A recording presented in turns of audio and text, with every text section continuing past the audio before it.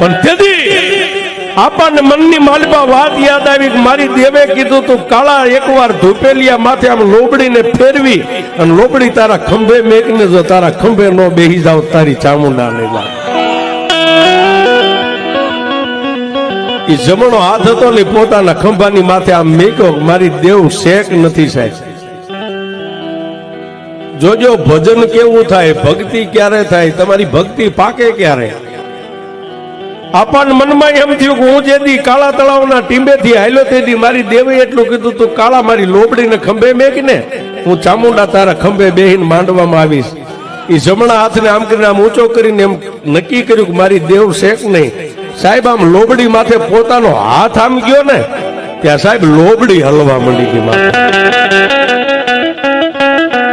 લોબડી હલવા માંડી જમણા કાનની માલપા મારી વિષ ભૂજાલી ચામુંડા બોલી ગઈ કાળા બોલી ગઈ કાળા આમાં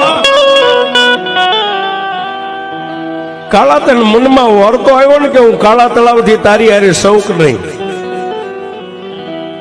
દે ઈ પંચના જે માણસો બેઠા ને હાથની માલપા ઝાર લઈને દોઢ ઝાર દે તારા હાથમાંથી આમ ઝાર છૂટે અને હોળ ને 17 જો નો સોટાડી દો તારી ચામુંડા